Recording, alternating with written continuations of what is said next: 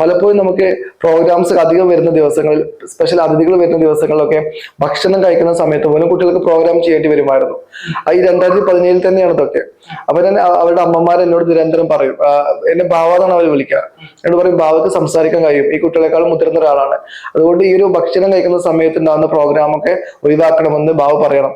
അങ്ങനെ അവർ നിരന്തരം പറഞ്ഞതിന്റെ അടിസ്ഥാനത്തിലാണ് ഞാൻ അദ്ദേഹത്തോട് ഈ കാര്യങ്ങളൊക്കെ തുറന്ന് പറയുന്നത്.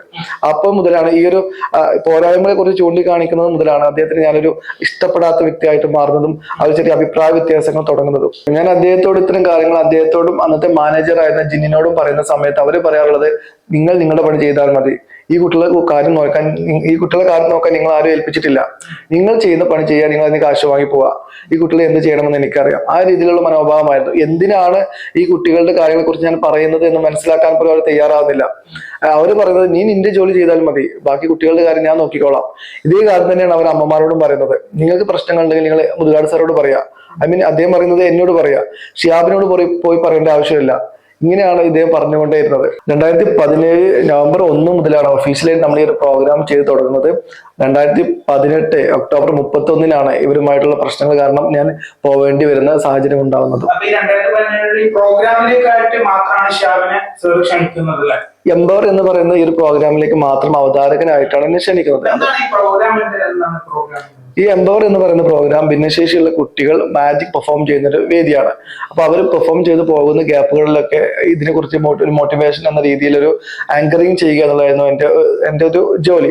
അതോടൊപ്പം തന്നെ ഇടവേളകളിൽ ഞാൻ ഡ്രംസ് പ്ലേ ചെയ്യുക, ചെറിയ മാജിക് ചെയ്യുക, ആ രീതിയിലായിരുന്നു. ഒരു 35-40 മിനിറ്റ് വരുന്ന ഡ്യൂറേഷനുള്ള ഒരു പ്രോഗ്രാമാണ് എംപവർ എന്ന് പറയുന്നത്. ഭിന്നശേഷി കുട്ടികൾ മാത്രം പെർഫോം ചെയ്യുന്ന ഒരു വേദിയാണ് എംപവർ എന്ന് പറയുന്നത്. അവിടെ ഒരുപാട് അതിഥികൾ വരുന്നു, അവർ ഒരു പ്രോഗ്രാം കണ്ട് ഒരുപാട് സംഭാവനകൾ നൽകി പോകുന്നു. ഇത് തന്നെയായിരുന്നു ഉദ്ദേശം.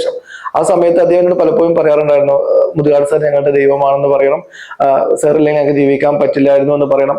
അപ്പോൾ സ്വാഭാവികമായിട്ടും കൂടുതൽ ഫണ്ട് വരാൻ സാധ്യതയുണ്ട്. അപ്പൊ ഞാൻ വിചാരിച്ച നല്ല കാര്യത്തിന് വേണ്ടിയല്ലേ. പക്ഷെ എനിക്കവിടെ അഭിപ്രായ വ്യത്യാസം വരുന്നത് ഇതിന്റെ ഒരു ഗുണഭോക്താക്കളായിട്ടുള്ള കുട്ടികൾക്ക് അതിന്റെ ഒരു ഇമ്പാക്ട് ഉണ്ടാകുന്നില്ല എന്ന രീതിയിൽ മനസ്സിലായപ്പോഴാണ്. മാത്രമല്ല, ഇപ്പോഴും പല അമ്മമാര് ഈ ഒരു സ്ഥാപനത്തിൽ നിന്ന് ഇറങ്ങിയതിനു ശേഷം അവർക്കുണ്ടായ പോരായ്മകളെ കുറിച്ചും ഈ ഒരു സ്ഥാപനത്തിൽ നിന്നതുകൊണ്ട് അവർക്ക് ഒരു ഗുണവും കിട്ടിയിട്ടില്ല എന്നും വ്യക്തമായി തുറന്ന് പറയുന്നത് കൊണ്ട് തന്നെയാണ് പല അമ്മമാരും അവരുടെ പരാതികൾ ബോധിപ്പിക്കുന്ന അടിസ്ഥാനത്തിലാണ് ഈ 5-6 വർഷം കഴിഞ്ഞിട്ട് ഈ ഒരു കാര്യം എനിക്കും ഉണ്ടായത് സെയിം അനുഭവമാണെന്ന് പറയാമെന്ന് ഞാൻ തീരുമാനിക്കുന്നത്. പിന്നെ ഈ പ്രസ് മീറ്റില് കഴിഞ്ഞ ദിവസം എറണാകുളത്ത് വെച്ച പ്രസ് മീറ്റില് ഷിയാബ് പറഞ്ഞിട്ടുണ്ടായിരുന്നു, എനിക്ക് നേരെ ഭീഷണി ഉണ്ടായിരിക്കാം, അതെ, ജീവഹാനി വരെ ഉണ്ടായിരിക്കാൻ സാധ്യതയുണ്ടെന്നാണ്. അത്തരത്തിലുള്ള എന്തെങ്കിലും കോളുകളോ അങ്ങനെ എന്തെങ്കിലും വന്നിട്ടുണ്ടായിരിക്കും?